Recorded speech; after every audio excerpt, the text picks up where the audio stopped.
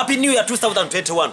Dr. T. Amale alipota jennalese entonotono jensubira nti ebigambo bino byendowoozezaako oye nana abitwala okuba ebyamakulu byakumugasa ate abitwale nga byamakulu gwamanyi obulamu musumba afatire tuga nti ensi yiyo tugenda kubasesa tugenda kubasanyusa bagenda kugula ebivulu n'ebirala ebiringa ebyo naye kirungi nnyo okumanya ebigambo eby'obulamu kibi nnyo okutuuka myaka 40 wejjusa kale singa gundi yaŋŋamba ate nange envunaanyizibwa kuba Katonda bwampa chance okuba n'eddoboozi lyenfulumya n'ensirika zeni talanta mbanji sirikidde.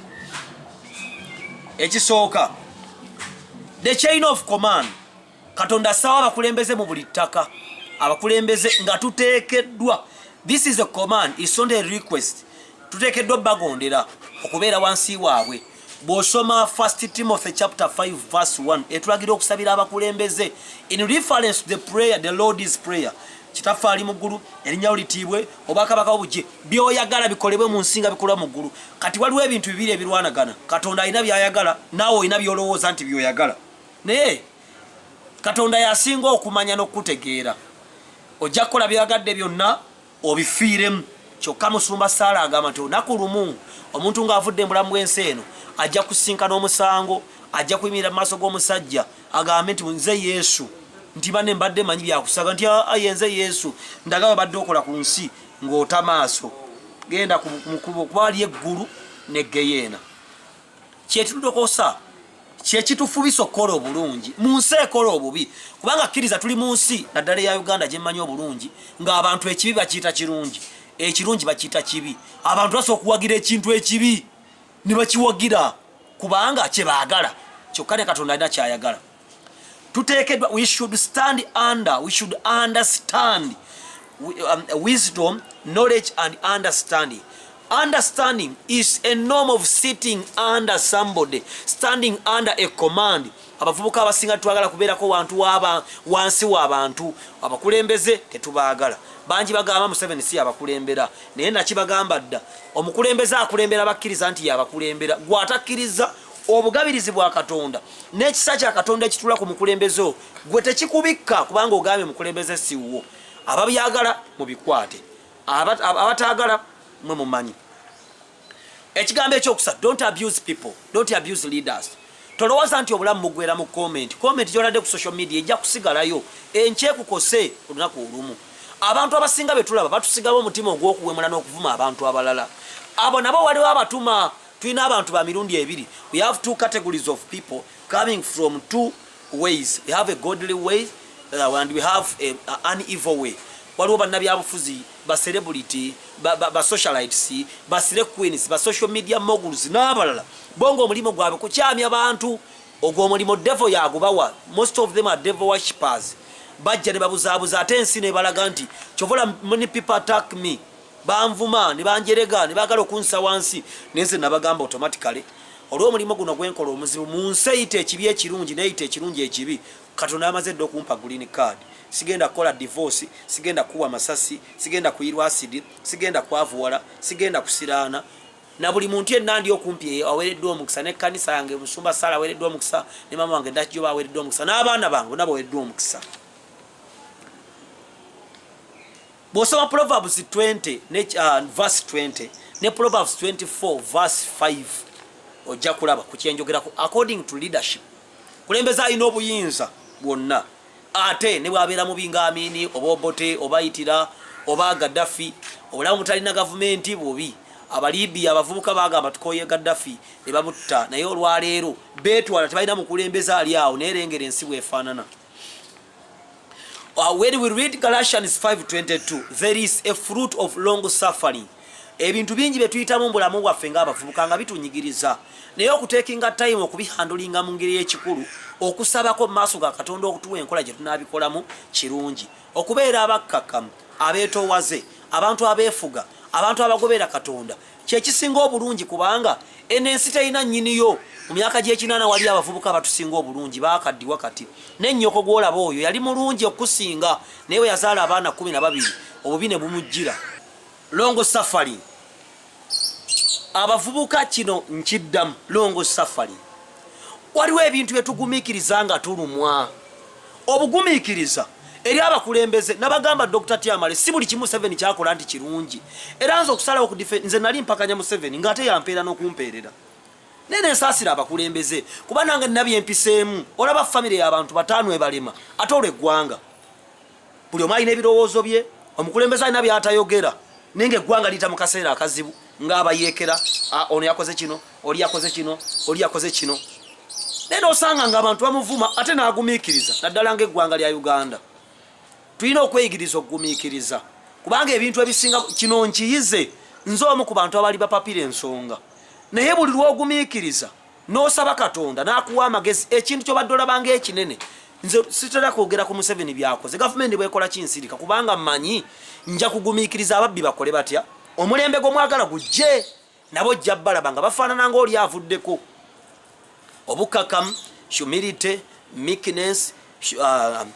being down to earth understanding n'ebirala bya Bwakatonda ekirala tewali nsi mu nsi yonna nnungi nga ggwanga lya Uganda abatambuddeko ebweru w'eggwanga kino munjulira abagenze Norway abatulimba mbu ensi zirina emirembe kubanga bakkiriza ebisiyaga ojja kusanga nga ezo ensi omuntu atambula ku kkubo n'embwa yemwebakako ojja kusanga nga ne bayita eddembe mu bazungu omuntu yeegattirawo ku kkubo naye abazungu bali bubi kubanga mu Uganda tulina homeless n'ate abazungu balina ba homeless abayitirivu emisolo mingi abazungu balina ennaku gy'otalabanga nako ku nsi namulamu n'eggwanga lya Uganda tuweereddwa omukisa tuweereddwa weeva ennungi tuyinza okuba tuli bulungi kwenkana balala ng'era tukyali third world country naye enkulaakulana kale tulinde Museveni aveeko kuba tagenda kuvaako togenda mujjako tulinde aveeko gwe okulaakulanye ensi nange enkulaakulanye eki ekyo kyekiŋŋumya nti oba kale Museveni mu byakuze ne gavumenti ye ekuze bwe banaagenda gwe n'omulala nange tujja kukulaakulanya ensi yaffe yenkane nga Amerika nejjukira mu Amerika nankubadde waliyo emirembe mingi tosobola kusika ku mukulembe tosobola kusika ku musirikale mundu nga bw'okiraba wano mu Uganda abantu basikako omusirikale mundu ne bamukuba n'omukuba ekyo mu Amerika toyinza kikola tewali nsi gy'oyinza kikola tewali nsi gy'ovuma mukulembeze Museveni dictator Museveni mubi naye temwonoona mirembe ensi yaffe Katonda gy'atuwadde ekirala Katonda kyantadde ku mutima abantu ababeera ebweru w'eggwanga mbalaba nnyo mwakyawa gavumenti mwakyawa abantu era obuvuyo obusinga buva bweru kubanga obuli alowooza nti okubeera ettake Norway England America okubeera Belgium okubeera Abu Dhabi yamalayo ensi naye nkubuulira eriiso lya Katonda wonna woolaga likulaba n'emmandwa zeewammwe zikulaba byonna by'okola it will be accountable for you kambuuza abakyawa gavumenti n'abagamba nti ensimbi nga muli bweru ebweru wagenda 2.5 olinayo kalina kubanga yo Museveni si yafugayo nti nedda abantu b'ebweru mwakyawa Katonda simply because mwagwa ku ttaka eririka abantu abagezi bw'osoma Genesis chapter 6 ekulaga nti Katonda yatonda ensi abantu ne beeyongera okubeera abangi ne boonooneka Genesis chapter 6 n'aga nti bannanze abantu sikyaddamu kubawakanya kati Katonda n'atuwa eddembe buli omu okukola by'ayagadde kyova olaba Katonda yasinze ennono eri mu Galatians 5:22 Katonda wakisa agumiikiriza ne bw'omuvuma tafaayo kati abazungu bangi tebakkiriza mu Katonda balaba ng'ebya Katonda eby'obugwagwa kati nabangi abagendayo abeerabira nti Katonda gy'ali naye olunaku lumu olisisinkana Katonda bino ebigambo mbyogera kuba waliwo n'agenda okufa enkya ng'ali mu kundaba ojja kusinkana Katonda akubuuza ebibuuzo obule bw'obiddamu ekirala ensi yaffe ebulamu abavubuka abalwanyi abavubuka bagamba tebalina mirimo ne first of all tebaweeka mirimo tebalina kye basobola kukola abavubuka babbi abavubuka bayaaye emirimu mu Uganda mingi naye oli agamba nti bavubuka nga bayaaye gw'okwasa ssente akubba gw'okwasa gwoleka ku faamu abba ccacu w'enkoko gwoleka ewaka akubbira ebintu bawusigalo babbi omuvubuka bamukwasa emmotoka y'omulimu okuyita wiiki 2 ng'amataala gasokonkose eyina ebipapula avuga atamidde anoneramu embwa agamba ali wakiso kumba ali mityana abavubuka beyisanga bwe baagadde kati abamu ne baddukira ebweru naye ebweru gye muddukidde mulabe nti si waki n'obusente wabwe mukuŋŋaanyizza okumanya buli keekikolimu mubusindikidde bannyammwe ne bakitammwe abaavu ne babulya you can't skip go tosobola kudduka Katonda tojja kuleka ano ng'ovumyevumya abantu ogende ebweru olooze nti onaayoola nedda n'abawalabu si basiru kulekera ssente zaabwe abe basinga obulogo when you read Judges Gideon yalina abasajja emitwalo 3 nga bagenda kulwana. Katonda namuga nti abo bangi tebalina makulu. Toolako n'atoolako n'abagamba batwale ku mugga abanakutama okunywa ng'embwa bw'oba otwala. Batusomesa mu Bible church yaffe ku Voso. Oye musumba wange musumba Sara ne musumba Asha ne musumba Victor. Ne batugamba nti lwaki balonda abatwala ng'embwa nti embwa nkuumi. A dog is a keeper. Abantu abasobola okukuuma nga bayimidde kuba tewali mujasi yeebaka nga bano abasikali bosanga nga yeebase n'ekimundu. No, omujasi aba ayimiridde ng'ayina emmundu, ayina magazini z'amasasi, ayina ecupa ky'amafuta, ayina radio kolo ye wano nga ali alaati. Abavubuka abali alaati abalina okusabira eggwanga lyabwe, abalina okufaayo ku biki ebigenda maaso mu nsi bali luddawa? Where are they?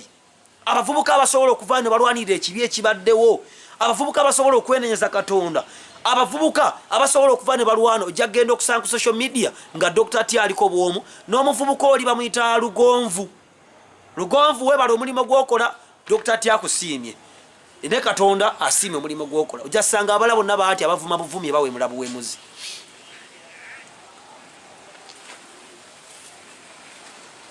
Kati ne tuba n'omulembe gw'abawana inchi bavubuka bagala obugagga tebagala kola si balwanyi kyokka Museveni gwe balwanyisa yebaka essaawa 2 ekiro n'atuula mu meeting okuva ku makya meeting ez'enjawulo paka ssaawa nga 7 gw'ekiro n'afuna security briefings n'afuna police eyogedde ki, amagye googedde ki, Bambega boogedde ki, Yise eyogedde ki, Sefusa eyogedde ki, kyekifudde mu Kampala, kyekiri e Kaseese. Gw'olina omulimu gumu nodda ku social media n'okolokota gavumenti nsiru, ono musiru, ono talina magezi, gwe tolina kyotugamba, gwe totegeera biki. Emyaka bwe giyita ebigambo bino oliminoonya ng'olwo oli mu kasonda, kubanga Bayibuli egamba nti obutawulira oba obujeemu bwe rebellion is equal to witchcraft. Obujeemu bwenkana obulogo. Tulina okuyiga okusaba. Okusaba kyekiraga Katonda tetulina maanyi gatuyamba. Dr. Tindi ngezaako okusaba nakuyigirizibwa musumba Sara. Muyige okusaba. Ate abalokole mulekeraawo okukola ebintu by'ekito mbumuzuka saa 9 okusaba. Ani abagamba Setaani atandika bala saa 9. Setaani Lucifer akola essaawa 24. Kati gojja kuzuka saa 9 ng'omanyi akola kumbe yeebase. Kubbira akulumbe buteesagga oba ku mukaaga. Setaani atambula buli kaseera. Anytime you get time, pray, read the Bible, do the right thing. Ebya Katonda birwawo naye ate Katonda era process bwatu bwe yagikola nti omuntu amala myezi mu lubuto emyezi 9 toyinza musikamu nga myezi 5. Mwabagala ebyamangu ebya Katonda mu biveeko ensi zaffe zikulaakulane. There is a lifestyle of a born again. Omuvubuka omulokole ogenda kweyisa otya?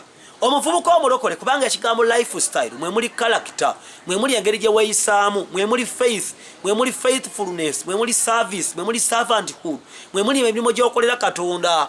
Lifestyle y'omulokole eteekeddwa okubanga egabana ne Katonda ssente zo, ekimu eky'ekkumi ekiweebwayo, saddaaka, ssente za Isirayiri, okuyamba abanaku n'ebirala ebiringa ebyo okulaba ng'oyimirizawo obwakabaka bwa Katonda. Omuvubuka omulokole alina okuba ne Bible. Omuvubuka omulokole alina okusaba buli lunaku kubanga ebikemo by'ensi n'ensi teggwaayo, ensi etabanguka, ebizibu bijja na buli kaseera abapanga ebibi bangi. Wali abagala Dr. T amale enfe, wali abagala volongo teveeko bagisuule bingi, naye mu kusaba Katonda nyamba. Obulamu bw'omulokole Bible egamba nti wonna wooteeka ssente zo n'obulamu bwe buli, ssente zo ziriwa, essala yo eriruddawa. Mulekeraawo okukkiririza mu bantu, mulekeraawo okugamba nti politician gundi bw'anajja obulamu bujja kukyuka, naye muntu asobola okugenda mu buliri n'afiiramu. Tusize obwongo bwaffe ku bannabyabufuzi, tusize obwongo bwaffe ku bantu bannaffe, tusize obwongo bwaffe ebweru nti bwe ndigenda Abu Dhabi obulamu buli babuteredde, n'abaliyo bakaaba, n'abali mu Amerika bakaaba, n'abali ettake bakaaba, n'abali mu England bakaaba. Tewali wali mirembe. Katonda akuyamba buyambi. Ekibuuzo ekirala ng'omuvubuka, do you have a fruit? Kubanga buli mwaka nga guggwako Katonda ajja n'akebera ekibala mu December. Bwe tusoma mu December gwe mwezi gwa judgment and salvation. It's where either you are judged or saved according to what you have been doing. When God comes to check for the garden, He is looking for the performance. The performance of a tree is their fruits. Olika ekibala, oliko ekintu ekirungi kyokoze omwaka ono kubanga agenda kinoga mu January gye bayita fast fruit bw'otawaayo kibereberye ekyo z'okoze mu January ng'omwaka gutandika omwaka gwonna oguziise. Njogera ku bantu abakkiriza mu Katonda. Remember, if you don't have a fruit, check yourself. Pray to the Lord so that you get manure to be fruitful. Katonda bw'omusaba ng'oli muti akuwa obulungi n'akuwa obugimu n'enkuba n'osobola okubala. Remember, God doesn't have use with fools. Katonda teyeetaaga basiru era tabaagala. Bw'osoma Isaiah 5, ensi terina kalungi keegaba. Katonda ayita abantu ne lumbuye n'abayita. Penge ayogera, Bad Black ayogera, ne Katonda ayogera. Ogenda kuwuliriza ani? Owuliriza Katonda kyayogedde oba lumbuye kyayogedde? Ebigambo bino bye mbagamba bangi bayinza okubinyooma naye olunaku lumu ojja kwesanga awantu w'otasobola kuva. I want this to ring deep down in your brain. Nti olumu ojja kwesanga awantu w'otasobola kuva. Ogamba I die known. Kyobola bankomawo nenjogera. Kubanga Mukama yannyamba okuva esemba bolo okutuuka wano. Mbagambe mu mulembe nga buli omu abatya nze sibatya. Nze sibatya mbabuulira amazima. Ensi erimu confusion. Ensi erimu bitterness. Ensi erimu resentment. Ensi erimu akavuyo. Ensi erimu ndwadde. Ensi erimu bulimba. Omuntu ayimirawo n'agamba nti Museveni ngenda mujja ku buyinza. Omuntu ayimirawo n'agamba ngenda kukola kino. Newaita n'alimba ate najja n'alimba ekirala kino nakivaako n'akwata kino buli omu ayogera byagadde. Every person is a liar. Bantu bangi betulaba Kampala nga balimba bayaaye bafere babbi. Naye Katonda agamba ki? Ekigambo kya Katonda Bible ekugamba ki? Kiki kye weekutteko gw'okkiririzaamu ye Katonda wo? Tosinza Katonda mulala yedda waliwo Katonda omu. Tosinza maama wo, tosinza Museveni, tosinza Besigye, tosinza Bobi Wine, tosinza Dr. T, tosinza Kalimoko kubanga byonna biggwawo. Enkya osobola okukera booda n'ekkuba n'okutuka omugongo n'omala emyaka 10 ng'oli mu kagaali nga ne ku mulimu toddayo. Kitegeeza Katonda yatukuuma era ye buli kimu. Nkugambye Isaiah 5 gisome. Twetaaga gentleness, meekness, humility. Social media kuliko omwoyo gw'obutagonda. Nabagambye Bible yegamba nti rebellion is equal to witchcraft. Obutagonda, okuvuma, okujerega abantu, okubayisaamu amaaso, bayinza okuba si bagezi. Oyinza okulaba nga Mama Nabbanja amusinga amagezi. Naye Prime Minister wa Uganda kubanga abamu ne bamama baffe tubasinga. Nitonza gati mama oli musiro, mama wange musinga emisinde kati. Tekitegeeza nti musinga okutegeera, tegeeza nti musinga okulwa ku nsi n'ebyayiseemu bingi. Ayinza okuba Museveni omusinga naye ye mukulembeze musseemu ekitiibwa. Tudda ku kigambo kye bayita marriage. Ensangi zino obufumbo bwongedde okwonooneka era abantu bonna kati batya okuyingira obufumbo kubanga bagamba nti bugenda kwonooneka ng'obwagundi oba gundi. Baganda bankamba buulire buli kintu kyonna kisobola okukyusibwa singa wabeerawo abategeera ensobi yaabwe. Ensonga okusinda ku pasita wange obufumbo nsonga ya mwoyo era nsonga ya ndagaano. Katonda kyassaamu ekitiibwa. Kati setaani lwaki alwanyisa obufumbo? Nti institution Katonda mwazimbira byonna ebiri mu maaso era kyova olaba tosobola kukulembera wantu nga tolina mukyala. Kwe tulabira nti tosobola kukulembera kubanga oba tosobola kubeera mukyala na baana waka. You are not a leader. Abakyala temweyisa bubi, temuvuma babbammwe, temwefuula baakawagga. N'abaami mubeere bakkakkamu eri bakyala bammwe. Ffenna mukwagalana mukusaba Katonda mukola ebyenjawulo kubanga tugamba nti onoonya omukyala n'omukyala n'akunoonya mwenna ne mwefuna. Oyo omukyala gw'olina yoyo gwe wanoonya era yeggwe because you took time to look for her. If you did not pray, Musumba Saala akyogera, ojja gwa ku mukazi aliko omusota okaaba amaziga ogambe omukazi annemeredde gwe wamunoonya wamukombooza. Obufumbo bwonoonese mu ggwanga lyaffe. Obufumbo mwe muva ekkanisa, mwe muva eggwanga, mwe muva abakulembeze. Obufumbo buyimirawo butya? Buyimira ku bantu abeenenya. Bajjajjaffe balina abakazi bangi, bakola ebikolobero, obufumbo bwabwe tebwali bulungi. Neffe tusobola okukyusa omulembe. Era Dr. T Amale nze omu ku bagenda okukyusa omulembe. Mpase omukyala nga Bayibuli bwegamba. Ate mu kisa kya Katonda munoonye naye anoonye. Tugende mu kkanisa tusabe Katonda twenenye tutukuze obulamu bwaffe, future yaffe ebeere ennungi. Tuleme okukola divorce okuswaza Katonda. Ekyo nno Mukama kyayagala. waliwo ekigambo abantu kye beesibako grace and mercy, ekisa n'okusaasira. Baganda bange abakyala abazaala bamanyi ekigambo kye bayita ekisa. Ebisa bwe bulumi obukyasinze wansi w'enjuba. Tufuna ekisa, we get the grace and the mercy, okusaasirwa kwa Katonda oluvannyuma lw'okutoba. Ekisa kiva mu faith, kitandikira mu faith. Faith is hearing and listening, because hearing, listening, thinking is all about putting your mental capability at work. Kwe kuwuliriza emmeeme eyo, mind yo, kubanga emmeeme y'omuntu erimu ebintu bisatu, erimu mind, erimu emotions, erimu ne will, is to willingly listen to the word of God. N'otuula wansi n'owuliriza ky'owulidde n'okiteeka mu nkola, n'ofuuka omuddu wa Katonda. Bw'ofuuka omuddu ebbanga ne litanga okola bulungi, ofuuka omwana wa Katonda n'ofuna a godly character, n'ojja ofuna a godly lifestyle. Kati waliwo ebintu bisatu: service, listening to the word, being a son, prayer, okusaba, okusiiba, okwegayira, okusoma Bayibuli, okugenda mu kkanisa, byonna tubiyita saddaaka kubanga twefiiriza. Ffe kanisa yaffe tusiibayo, kanange neefiiriza n'ensiiba ku kkanisa. Naye okwefiiriza okwo waliwo ekigambo ekikusinga, obedience. Abalokole n'abavubuka ffenna tetuli obedient, ate ne twagala tusiibe, tusabe, tugende mu kkanisa, twefuula abasabe ennyo Katonda. If you are not obedient, you are not going to eat the good of the land. Kubanga okugonda kusinga saddaaka. Obedience is better than sacrifice. And when we have three aspects. We have sacrifice, we have obedience, and we have mercy. Katonda wa kisa. Naye si wa kisa eri abasaba ennyo, abasiiba ennyo, abeegayira ennyo, basoma nnyo Bayibuli, wabula eri abagonvu. Obugonvu kye kintu, bayinza okugamba okukola ekintu nga tekijja na magezi go nga kibi, naye Katonda akoze atya, akikugambye. So bw'owuliriza n'okkakkana n'ossaako okusaba n'okusiiba n'okuwuliriza Katonda, ogenda kufuna ekisa. Dr. Tintuusa wano lwa kisa na kusaasirwa, si lwa magezi gange amangi. Kiŋŋwanira okwongera okukkakkana, okuwuliriza abasumba, okuwuliriza mikwano gyange, okuwuliriza obulamu bwange n'okwereflectinga towards becoming a useful youth in my nation Uganda. Abantu abalina omuze okugamba nti amakanisa galimu abantu, amakanisa amabbi, Musumba Sala kino yatiro kyogerako nti oyinza okuba onyigiriziddwa mu makanisa, bakubbako sente zo, bakusiyaga, bakurepinga, bakubbako ekibanja, omusumba akola obubi nga wanafuwa mu mutima, ng'obulamu bwo buweddewo, ng'amazima owulira obulokole bukutamye.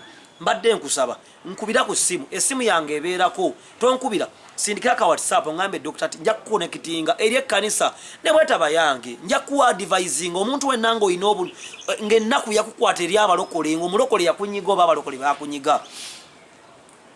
Mbadde nkusaba mu bulamu bw'ensi eno, ebirungi ebibi bibiri ebikola kirungi kimu, mu kkanisa afunirayo obuzibu, naye n'otuula bakasitaani agenda kulumba, kubanga kirungi okuŋŋaana. Ogenda kunsindikira akameseji ako twogeremuuko, tulabe Mukama gy'atwala. Naye si kirungi butaba na kkanisa wadde nga wanyigirizibwa.